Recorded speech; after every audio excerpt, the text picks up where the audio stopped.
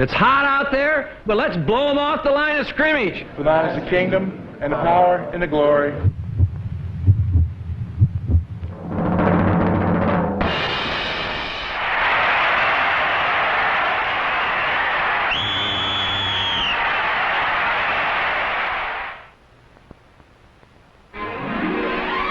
In the Big Apple, big dreams can come true, and on the season's final weekend, both New York teams have a chance to make pro football history.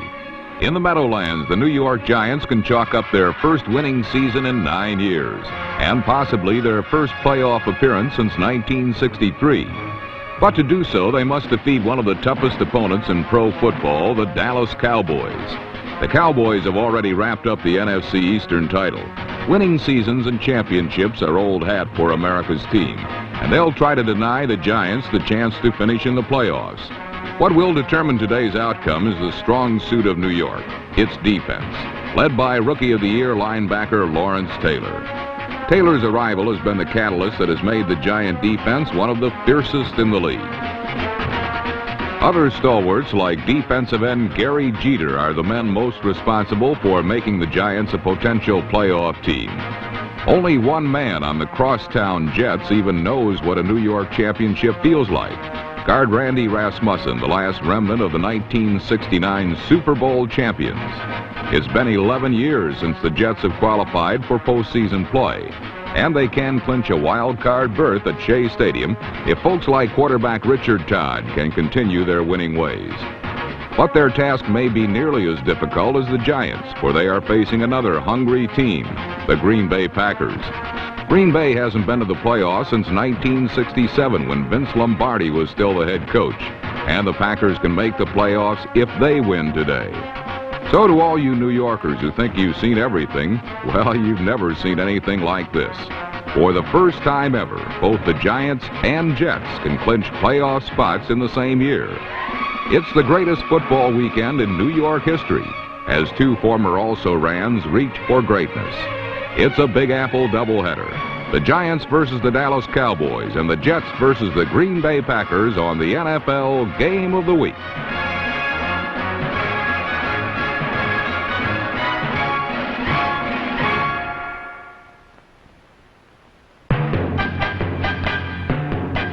Dallas came into the Jersey Meadowlands sporting the best record in football, and its dazzling offense is one reason for such success. In Danny White, the Cowboys have one of the NFL's best quarterbacks, and running back Tony Dorsett is fighting for the league rushing crown. But the Giants' defense was unimpressed, and said so in their own special way.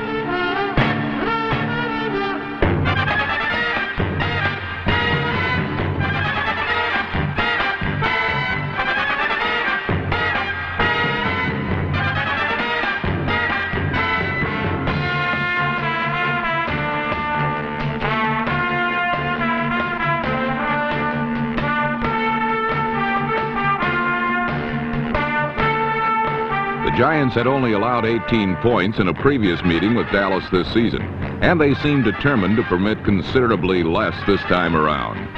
The New York offense, however, mounted two solid first-quarter drives and appeared ready to take the lead.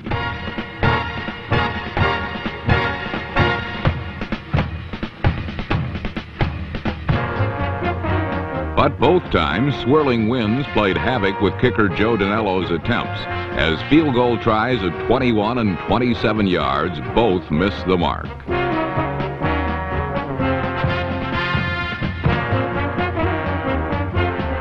Meanwhile, the Dallas defense was matching the Giants hit for hit and tackle for tackle with a dazzling first-half performance of its own.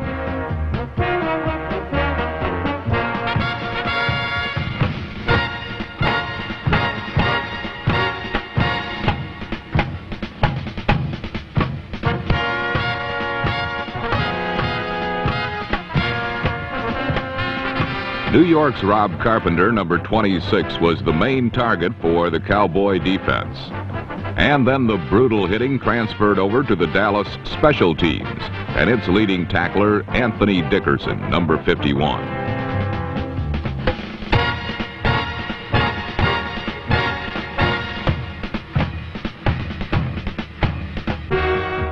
An early hit and subsequent penalty wiped out the Dallas recovery. And when the Cowboys did get the ball back, they continued to falter. In fact, they didn't even get into Giant territory until 18 seconds remained in the half. Then, too, they were shut down.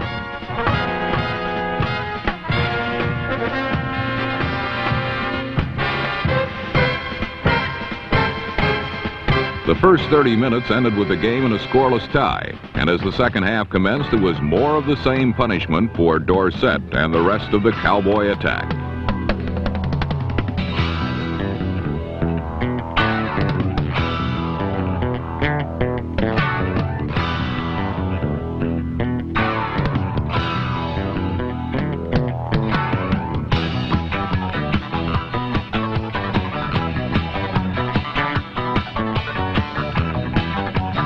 But the Giants fared much better, ending the point drought late in the third period when quarterback Scott Bruner hit tight end Tom Mulledy, number 81.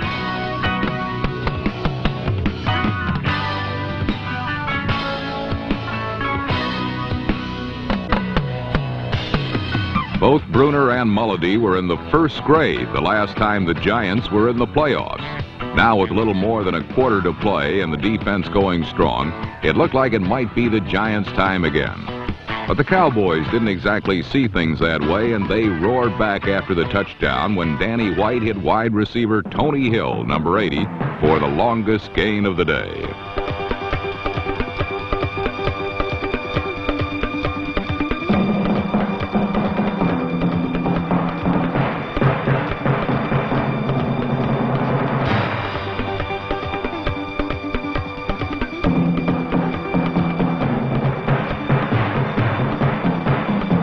The 44-yard completion placed Dallas in perfect position for the tying score, and they got it early in the fourth quarter when White found number 84, tight end Doug Cosby.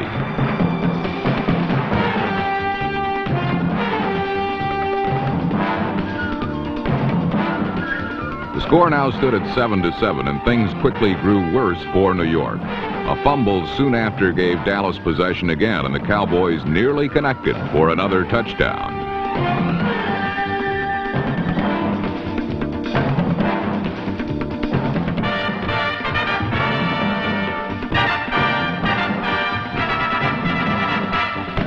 Number 28, Beasley Reese, made the key defensive play, and Dallas had to settle for a field goal. But it gave them a 10-7 lead, which seemed safe until late in the game when Bruner clicked on a critical 4th and 13 pass to John Missler, number 85, keeping a Giant drive going.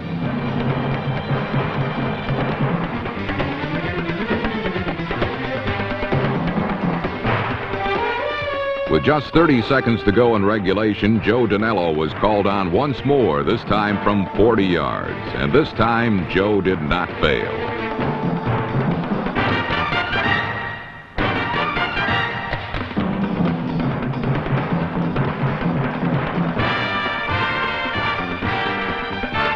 Danello's kick knotted matters at 10-10, and it was on to overtime.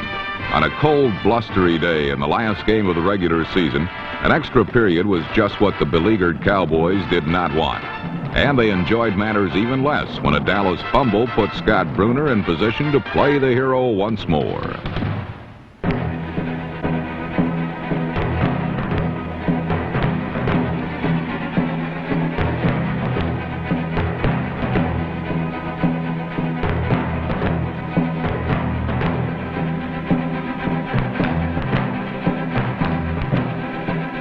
Bruner's bootleg put Danello in position to win the game as he got set for a 33-yarder. But the storybook finish would be postponed, at least for a little while.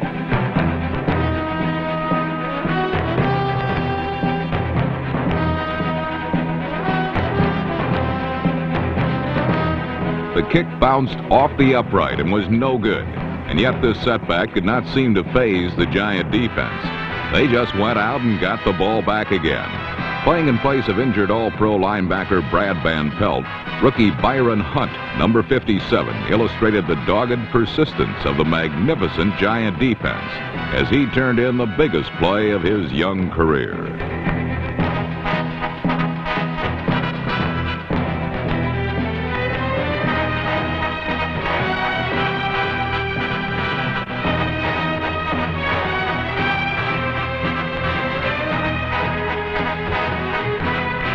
Untimely interception put Joe Danello in place for a 35-yard field goal try. And Danello, with only one make and 3 misses already, was not going to be denied this time. With one swing of his foot, he set the Big Apple on its ear.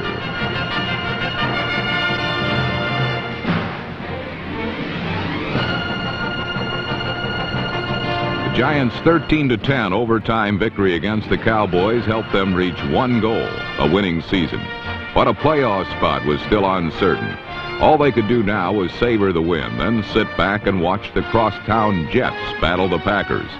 Ironically, a Jet victory would put the Giants into the playoffs. All of New York now eagerly awaited the shootout at Shea, particularly the boys from the Meadowlands. The biggest part of New York's greatest football weekend was yet to come.